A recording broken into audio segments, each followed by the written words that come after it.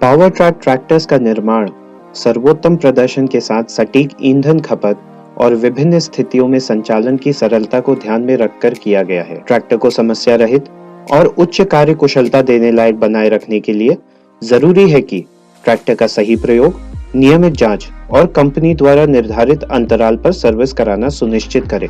यह वीडियो ग्राहक द्वारा खरीदे गए उत्पाद का सर्वोत्तम प्रदर्शन सुनिश्चित करने के लिए ट्रैक्टर इंस्टॉलेशन के लिए उपयुक्त विधि पर आपकी सहायता करेगा। प्रिय मित्र, इस वीडियो का निर्माण आपके ट्रैक्टर के उचित परिचालन और रखरखाव के सही तरीकों को बताने के लिए किया गया है। ट्रैक्टर को समस्या रहित और उच्च कार्य कुशलता देने लायक बनाए रखने के लिए जरूरी है कि ट्रैक्टर का सही प्रयोग, नियमित जांच और कंपनी द्वारा निर्धारित अंतराल पर सर्विस कराना सुनिश्चित करें।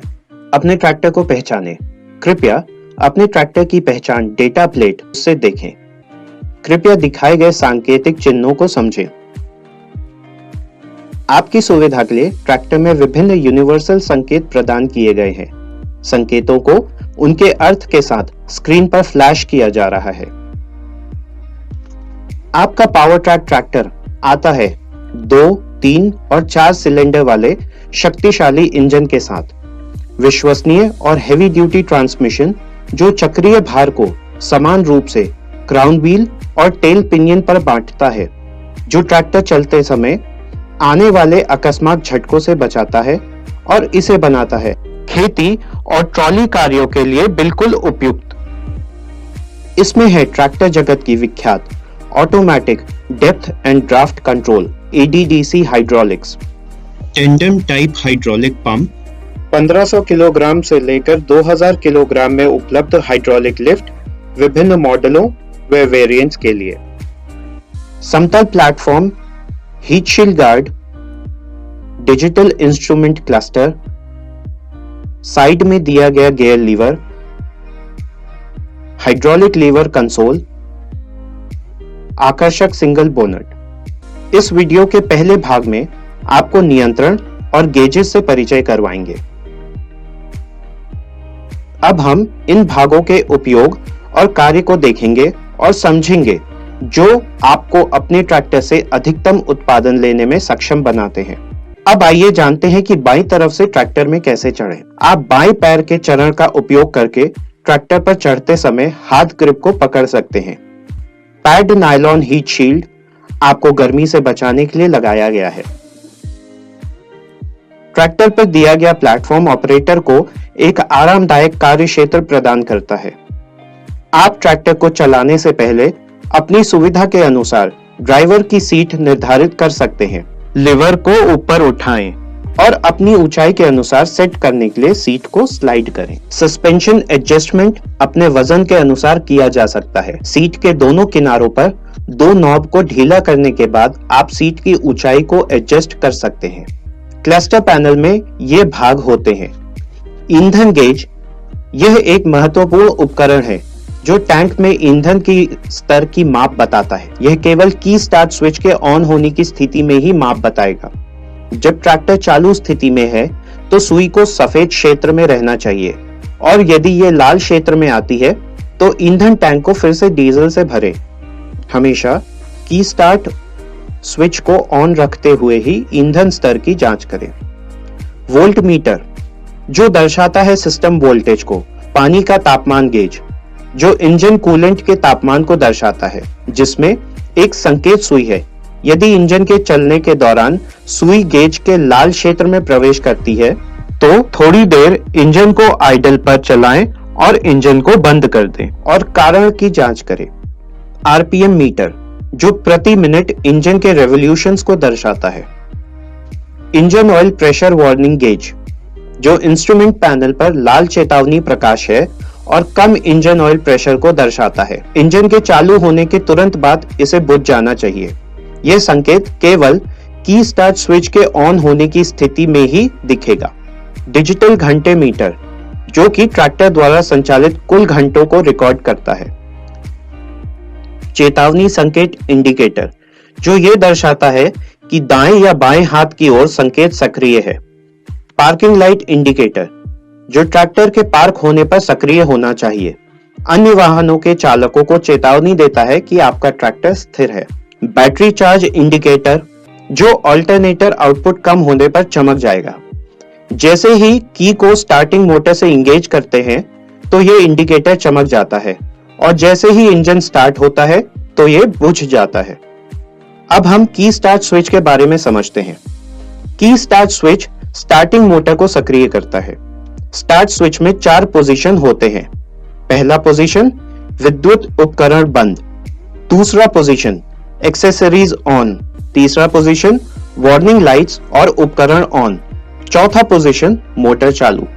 अब ट्रैक्टर लाइट स्विच के बारे में समझते हैं। लाइट स्विच रोटरी प्रकार का होता है और इसमें क्लॉकवाइज घुमाकर 4 स्थान होते हैं। पहला पोजीशन, सभी प्रकाश बंद। दूसरा पोजीशन, इंस्ट्रूमेंट साइड और रियर लाइट ऑन। तीसरा पोजीशन, इंस्ट्रूमेंट साइड रियर और हेडलाइट्स लो बीम ऑन। चौथा पोजीशन, इंस्ट्रूमेंट साइड रियर और हेडलाइट्स मुख्य बीम ऑन। फ्यूज बॉक्स, इसमें आपको 10 फ्यूजेस के साथ 3 अतिरिक्त फ्यूज दिए गए हैं। इस बॉक्स की सहायता से पूरे ट्रैक्टर का इलेक्ट्रिकल सिस्टम कंट्रोल होता है। आइए एक एक फ्यूज के बारे में विस्तार से जानते हैं। आपके स्क्रीन पर हर फ्यूज की जगह और वो कौन से फंक्शन को कंट्रोल करता है ये दिखाया जा रहा है। पहला फ्यूज है फ्रंट वर्क लैंप फ्यूज, जो ऑक्सिलरी लाइट्स का सर्किट पूरा करता है। दूसरा फ्यूज है ब्रेक लाइट, टर्निंग इंडिकेटर और हॉर्न के सर्किट के लिए। तीसरा फ्यूज है मोबाइल चार्जिंग पॉइंट के लिए। चौथा फ्यूज है हैजार्ड लैंप के लिए। पांचवा फ्यूज है प्लाउ लैंप के लिए। छठा फ्यूज है क्लस्टर मीटर में दिए गए इंडिकेटर की लाइट्स के लिए। सातवां फ्यूज है क्लस्टर मीटर की बैकलाइट के लिए। आठवां फ्यूज है पार्किंग लाइट के लिए। 9वां और 10वां फ्यूज हेडलाइट के लो और हाई बीम के लिए लगे हुए हैं। मेन फ्यूज, ट्रैक्टर की वायरिंग को किसी भी प्रकार की शॉर्ट सर्किटिंग के समय सुरक्षित रखने के लिए 40 एम्पीयर आवर का फ्यूज दिया गया है। ब्रेक पैडल दाहिनी ओर ट्रैक्टर प्लेटफॉर्म पर स्थित है। Left brake pedal left rear wheel को रोकता है और right brake pedal right rear wheel को रोकता है। रोड पर चलते समय दोनों ब्रेक लॉक स्थिति में होने चाहिए और कृषि कार्यों के दौरान अनलॉक स्थिति में होने चाहिए। आइए अब ट्रैक्टर पार्किंग के बारे में जानते हैं। ट्रैक्टर को पार्क करने के लिए ब्रेक पैडल दबाएं और लॉकिंग लैच को ऊपर उठाएं और 90 डिग्री पर घुमाएं। पार्किंग से हटाने के लिए पूरी प्रक्रिया को उल्टा करें। स्विचेस के बारे में जानते हैं। दोनों टर्न सिग्नल लाइट को एक साथ ऑन करने के लिए हैजार्ड वार्निंग लाइट स्विच को दबाएं। इंडिकेटर लाइट का प्रयोग करते समय यदि आप हेडलैम्प मुख्य बीम का चयन करते हैं तो जोड़ी के ऊपरी इंडिकेटर लाइट रोशन होंगी। जब दोनों में से कोई भी टर्न सिग्नल ऑपरेट होता है तो लो इंडिकेटर लाइट टर्न सिग्नल के साथ एक समान में चमकती हैं। इंजन को बंद करने के लिए पुल टू स्टॉप लीवर को पूरी तरह से बाहर खींचें। इंजन को दोबारा स्टार्ट करने से पहले नॉब को पूरी तरह से अंदर को दबाएं। प्लाउ लाइट ट्रैक्टर के दाहिने फेंडर के पीछे की तरफ स्थित है और इसका प्रयोग केवल कृषि कार्यों के दौरान ही करना चाहिए। यह लाइट एक पुश पुल बटन के साथ दी गई है। अब इंजन की गति को बदलने के बारे में जानते हैं। इंजन की गति को बदलने के 2 तरीके हैं। पहला है फुट थ्रॉटल का प्रयोग करते हुए और दूसरा हैंड थ्रॉटल का प्रयोग करते हुए। ट्रैक्टर की गति बढ़ाने के लिए आप हैंड थ्रॉटल को घड़ी के घूमने की दिशा में घुमाएं अथवा फुट थ्रॉटल को दबाएं। फुट थ्रॉटल का प्रयोग रोड पर चलते समय किया जाता है और हैंड थ्रॉटल का प्रयोग कृषि कार्यों के समय पर किया जाता है। ट्रांसमिशन लीवर गियर बॉक्स के साइड में दिए गए हैं। आप लीवर को पीछे या आगे करते हुए हाई या लो रेंज का चुनाव कर सकते हैं। दोनों ट्रांसमिशन गियर लीवर को स्क्रीन पर दिखाए गए पैटर्न के अनुसार बदलते हैं। साथ ही इस बात का ध्यान रखें कि गियर बदलने से पहले क्लच पैडल को हमेशा दबाएं और गियर का चुनाव करने के बाद पैडल को छोड़ दें। पीटीओ, आपके ट्रैक्टर में पावर टेक ऑफ या पीटीओ शाफ्ट लगी हुई है ताकि इंजन पावर का अनुकूलतम उपयोग पीटीओ चलित उपकरण के साथ किया जा सके। 6 स्प्लाइन पीटीओ शाफ्ट 540 और MRPTO यानी मल्टी स्पीड रिवर्स पीटीओ, और ये ट्रैक्टर के पिछले भाग में स्थित होती हैं। इसके लिए कुछ सावधानी है। जब पीटीओ शाफ्ट का काम ना हो तो लीवर को न्यूट्रल स्थिति में रखें। पीटीओ को कैसे ऑपरेट करें? इंजन को स्टार्ट करके क्लच पैडल को पूरा प्रेस करें। पीटीओ लीवर को जरूरत के अनुसार इंगेज करें और धीरे से क्लच को छोड़ें। 540 पीटीओ चक्कर लेने के लिए इंजन आरपीएम को सेट करें। पीटीओ लीवर की पहली स्थिति न्यूट्रल और दूसरी आगे की ओर 540 एवं पीछे की ओर MRPTO उपलब्ध होती है।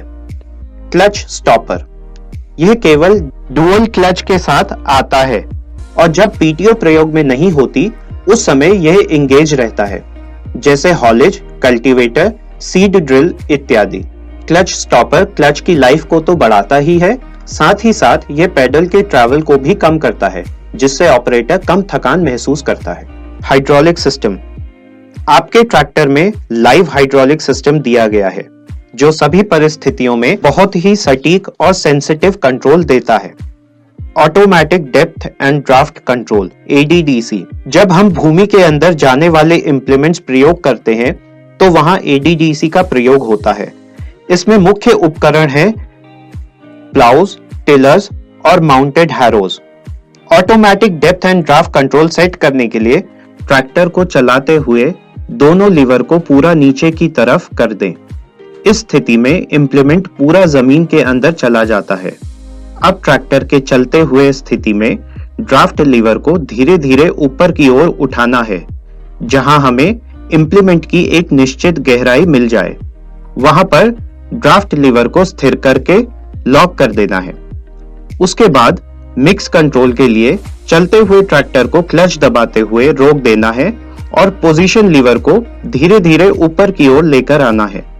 जब टॉप लिंक पर एक झटका महसूस हो, उसके तुरंत बाद पोजीशन लीवर को आधा इंच नीचे करना है। इस तरह से ड्राफ्ट कंट्रोल और मिक्स्ड कंट्रोल की सेटिंग की जाती है। ध्यान दें कि जब दोनों लीवर की सेटिंग एक साथ करते हैं तो टर्निंग के समय लॉक किए हुए लीवर यानी ड्राफ्ट कंट्रोल लीवर का इस्तेमाल करें, जिससे कि टर्निंग के बाद आपको दोबारा सेटिंग नहीं करनी पड़े। कल्टीवेटर का प्रयोग करते समय गियर लीवर को H1 या L4 में सिलेक्ट करें और इंजन आरपीएम 1600 से 1700 के मध्य रखें। आइसोलेटर वाल्व, इस वाल्व का प्रयोग तब किया जाता है जब हमें कोई भारी हाइड्रोलिक इंप्लीमेंट का प्रयोग करना होता है, जैसे कि tipping trailer, laser leveller, hydraulic MB plough. इस वाल्व को जब घड़ी की दिशा में घुमाकर कस दिया जाता है तो हाइड्रोलिक लीवर उठाने पर लोअर लिंक्स ऊपर की तरफ नहीं आती हैं, क्योंकि ऑयल QRC से होते हुए बाहरी हाइड्रोलिक इंप्लीमेंट में जाने लगता है और इंप्लीमेंट कार्य करने लगता है। पुनः लोअर लिंक से कार्य करने के लिए इस नॉब को घड़ी की विपरीत दिशा में घुमाकर खोल दिया जाता है।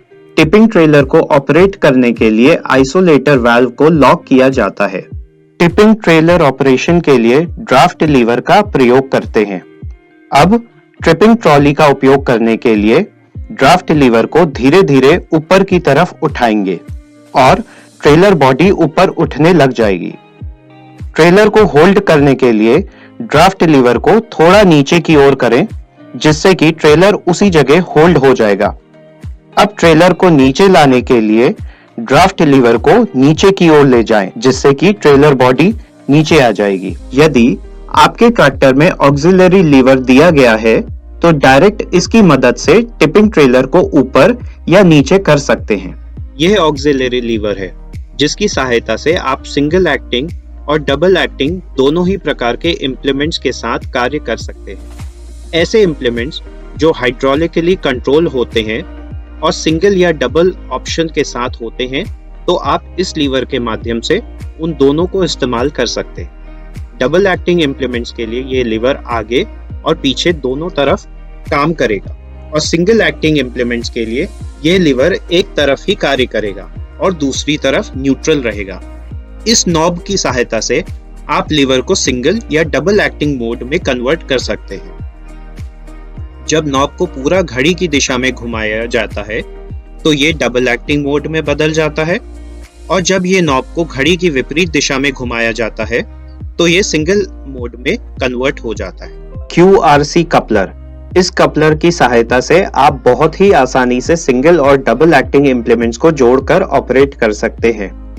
सिंगल एक्टिंग इम्प्लीमेंट को जोड़ने के लिए हाइड्रोलिक पाइप को ऊपर वाले लाल रंग के कपलर से जोड़ेंगे। डबल एक्टिंग इम्प्लीमेंट्स जोड़ते समय दोनों पाइपों को QRC के साथ जोड़ देते हैं। इस कपलर को आप आसानी से जोड़ सकते हैं और अलग कर सकते हैं और साथ ही इसमें ऑयल लीकेज का डर भी नहीं होता है। ट्रांसपोर्ट कम लोअरिंग रेट कंट्रोल वाल्व। इस वाल्व के द्वारा इम्प्लीमेंट को एक स्थान से दूसरे स्थान पर ले जाते समय ब्रेक की स्थिति में लॉक कर दिया जाता है, जिससे कि चूक से अगर लीवर नीचे को होता भी है तो भी इम्प्लीमेंट नीचे नहीं जाएगा। इस लीवर का दूसरा काम यह भी है कि भारी मशीनों को नीचे लाते समय हाइड्रोलिक में जो झटका लगता है उसे भी कंट्रोल करा जाता है।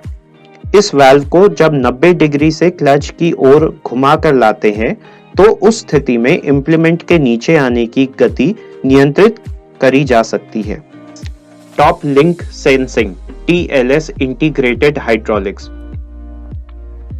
कल्टीवेटर को अटैच करते समय ड्राफ्ट सेंसिंग होल का सिलेक्शन। ए होल का उपयोग कठोर मिट्टी या कम नमी वाली मिट्टी के लिए होता है। बी होल का उपयोग मध्यम नमी वाली मिट्टी और सेकेंडरी टिलेज में होता है। सी होल का उपयोग मुलायम नमी वाली मिट्टी और सेकेंडरी टिलेज में होता है। Lift rods. राइट साइड की लिफ्ट रॉड को इस पर दिए गए क्रैंक हैंडल की मदद से एडजस्ट किया जा सकता है। अगर क्रैंक हैंडल को क्लॉकवाइज घुमाते हैं तो लेवलिंग रॉड छोटी होगी और यदि इसे एंटी क्लॉकवाइज घुमाते हैं तो लेवलिंग रॉड लंबी हो जाएगी। Stay bars. ये इम्प्लीमेंट के अत्यधिक लेटरल मूवमेंट को रोकने का काम करती है ताकि लोअर लिंक्स टायर से ना टकराएं। लुब्रिकेशन और रखरखाव। इस भाग में आपको आपके ट्रैक्टर की परफॉर्मेंस को बनाए रखने के लिए सभी सर्विस प्रोसीजर की विस्तार से जानकारी दी जाएगी। साथ ही नियमित सर्विस की लिस्ट भी दी जाएगी और 10 घंटे पर चेक होने वाले पार्ट्स के बारे में भी जानकारी दी जाएगी। Front hood, radiator cap, air cleaner इत्यादि को चेक करने के लिए सबसे पहले प्री एयर क्लीनर को निकाला जाता है। उसके बाद दी गई लैच को पुल करके फ्रंट हुड को खोला जाता है। Fan belt. Fan belt tension हर सप्ताह चेक किया जाता है। कृपया ध्यान रखें, बेल्ट का टेंशन 12 से 20 मिलीमीटर के बीच होना चाहिए। Engine oil level. Oil level check करने से पहले इंजन को बंद कर दे और कुछ समय तक इंतजार करें ताकि ऑयल ड्रेन होकर टैंक में वापस आ जाए। ऑयल लेवल को डिपस्टिक की मदद से चेक किया जाता है। अगर आवश्यकता है तो फिलिंग कैप को खोलकर इंजन ऑयल को डिपस्टिक के ऊपर वाले निशान तक भरें। ध्यान रखें कि ऑयल का लेवल मैक्सिमम मार्क से ज्यादा नहीं होना चाहिए। ऑयल का लेवल मैक्सिमम और मिनिमम मार्क के बीच में कहीं पर भी हो सकता है। Engine oil filter. ये आपका इंजन ऑयल फिल्टर है जिसे प्रत्येक सर्विस के दौरान बदलना होता है। Radiator coolant level. आजकल रेडिएटर रिकवरी बॉटल के साथ दिए जाते हैं, इसलिए इसमें रेडिएटर कैप को खोलने की जरूरत नहीं होती। बॉटल पर ही दिए गए मिनिमम और मैक्सिमम मार्क को देखकर हम कूलेंट का लेवल पता कर सकते हैं। कूलेंट का लेवल मिनिमम और मैक्सिमम मार्क के बीच में होना चाहिए। Radiator cap. आपकी जानकारी के लिए बता दें कि पानी और कूलेंट को 19:1 के रेशियो में मिलाने की जरूरत होती है। कृपया ध्यान रखें, हमेशा प्रेशर रेटिंग वाले ओरिजिनल रेडिएटर कैप का ही प्रयोग करें। कूलिंग को बेहतर बनाने के लिए और कूलेंट को इवेपोरेशन से बचाने के लिए रेडिएटर कैप में प्रेशर वाल्व और वैक्यूम वाल्व दिए जाते हैं। कभी भी इस रबर की गैस्केट को निकालने की कोशिश ना करें। इसे निकालने पर इवेपोरेशन बढ़ सकता है और ओवरहीटिंग की समस्या भी हो सकती है। जब इंजन गर्म हो तो पहले इसे ठंडा होने दें, उसके बाद ही रेडिएटर कैप को खोलें। Water separator. वाटर सेपरेटर में वाटर लेवल चेक करने के लिए ध्यान से देखिए। इसमें एक फ्लोट दिया गया है जिसमें रेड रिंग लगी हुई है। जब रेड रिंग रेड लाइन के पास पहुंच जाए उस स्थिति में ड्रेन प्लग को लूज करें और वाटर सेपरेटर में आए पानी को निकाल दें। प्री क्लीनर, इसे साफ करने के लिए बॉल असेंबली के ऊपर दिए गए नट को लूज करें और पूरी असेंबली को अच्छी तरीके से साफ करके इसे लगा दें। Oil bath type air cleaner की सर्विस कैसे करें? एयर क्लीनर का मुख्य काम होता है हवा से अशुद्धियां निकालना, ताकि पूरी मात्रा में हवा इंजन के अंदर प्रवेश कर सके और आने वाले फ्यूल का कंबशन भली भांति हो सके। इसके लिए प्री क्लीनर और एक्सटेंशन ट्यूब को बाहर निकालें, लैच को खींचकर नीचे की बोल असेंबली को बाहर निकाल लें, अंदर के कप और बोल में ऑयल की कंडीशन और ऑयल का लेवल देखकर ही पता करें और नया इंजन ऑयल से इसे फिल करें। ऑयल को लेवल मार्क तक भरकर दोबारा से रीअसेंबल कर दें। बोल को लगाते समय याद रखें कि स्लॉट अच्छी तरीके से फिट हो जाना चाहिए, नहीं तो एयर क्लीनर नीचे से लीक होता रहेगा। मुख्य बात यह है कि एयर क्लीनर को डेली चेक करना चाहिए। अगर आप बहुत ज्यादा डस्टी कंडीशन में ट्रैक्टर को चलाते हैं तो यह जरूरी है कि सप्ताह में एक बार एयर क्लीनर की सर्विस की जानी चाहिए। पावर स्टीयरिंग ऑयल टैंक, ध्यान रखें स्टीयरिंग ऑयल का लेवल गेज पर बने मिनिमम और मैक्सिमम लेवल के बीच में होना चाहिए। इस टैंक के ऑयल को 900 घंटे बाद चेंज किया जाता है। यह आपका फ्यूल फिल्टर है जो प्रत्येक दी गई सर्विस पर चेंज किया जाता है। गियर बॉक्स का ऑयल और हाइड्रोलिक ऑयल फिल्टर 900 घंटे बाद बदल दें। टायर प्रेशर, उपयुक्त टायर प्रेशर गेज के द्वारा ही टायर में हवा का प्रेशर चेक करें। फ्रंट टायर में हवा का प्रेशर फील्ड की कंडीशन में 22 से 24 psi तथा रोड की कंडीशन में 24 से 26 psi होना चाहिए, और जबकि रेयर टायर में फील्ड की कंडीशन में एयर प्रेशर 14 से 16 psi तथा रोड की कंडीशन में 16 से 18 psi होना चाहिए। Clutch pedal free play, adjustment link द्वारा क्लच पेडल की फ्री प्ले एडजस्ट की जाती है। इसकी फ्री प्ले 25 मिलीमीटर होनी चाहिए। Brake pedal free play, adjustment link के द्वारा brake pedal free play adjust की जाती है। ड्राई ब्रेक में 40 mm होना चाहिए और ऑयल इमर्स्ड ब्रेक यानी OIB ब्रेक में 35 मिलीमीटर होती है। बैटरी इलेक्ट्रोलाइट लेवल, बैटरी में इलेक्ट्रोलाइट को कंटेनर पर बने मैक्सिमम निशान तक ही भरें। इलेक्ट्रोलाइट का लेवल मिनिमम लाइन से नीचे नहीं होना चाहिए। चेतावनी इसके लिए यह है कि कभी भी इसे एसिड से ना भरें। हमेशा इसके लिए केवल डिस्टिल वाटर का ही प्रयोग करें।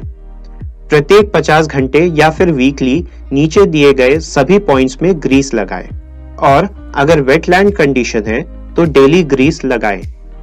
Front axle centre pin, clutch pedal pivot, cross shaft bearing, lift rod, steering drag link assembly, front axle spindle, hydraulic lift rock arm, brake pedal. Implements recommended, implement selection guidelines.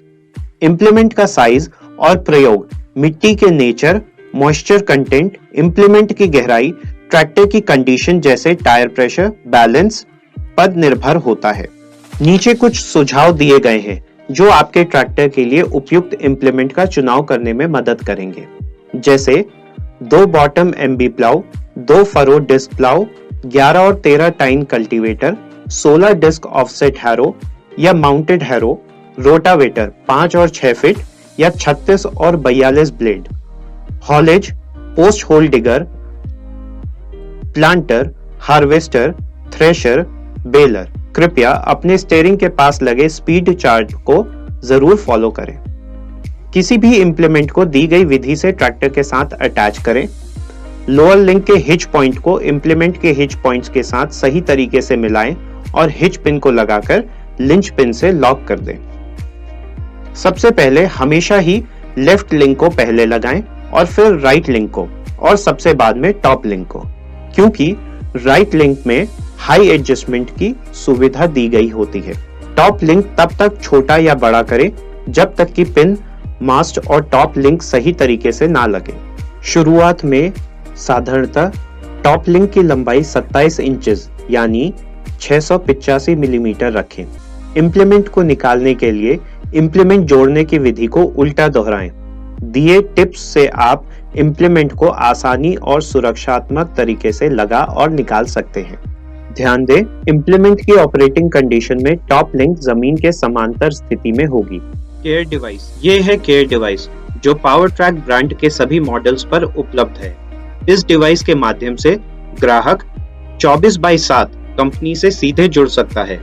अगर आपको किसी भी प्रकार की tractor से संबंधित जानकारी चाहिए, सर्विस रिक्वेस्ट दर्ज कराना चाहते हैं या फिर ट्रैक्टर में आ रही कोई भी समस्या का समाधान चाहते हैं, तो आप इस बटन को दबाकर सीधे कंपनी से संपर्क कर सकते हैं। आइए इसको प्रयोग करने की विधि बताते हैं।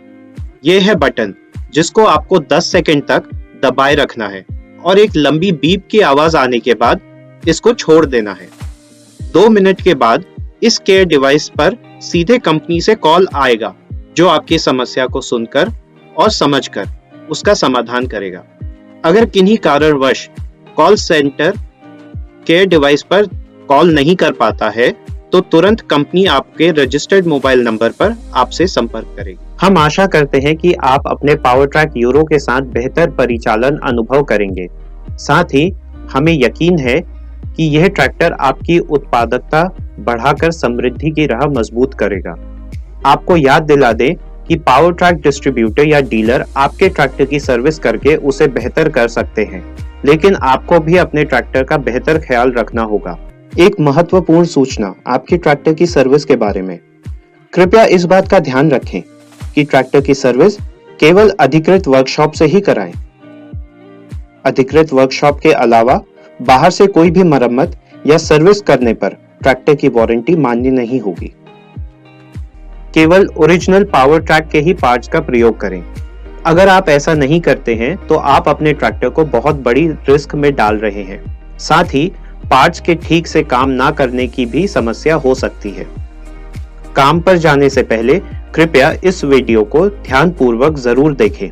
इसमें कुछ नियम, निर्देश और दृश्य दिए गए हैं जो आपको ट्रैक्टर से सही और ज्यादा काम लेने में मदद करेंगे। अगर आपको कुछ और भी जानकारी चाहिए तो कृपया पावर ट्रैक के डीलर या डिस्ट्रीब्यूटर से संपर्क करें। All the best. और याद रखें, ट्रैक्टर खरीदने के बाद समय से सर्विस के लिए ले जाएं। और ये भी याद रखें, पावर ट्रैक यूरो अच्छी कंडीशन में आपके खेत से ज्यादा उपज लेने में मदद करेगा।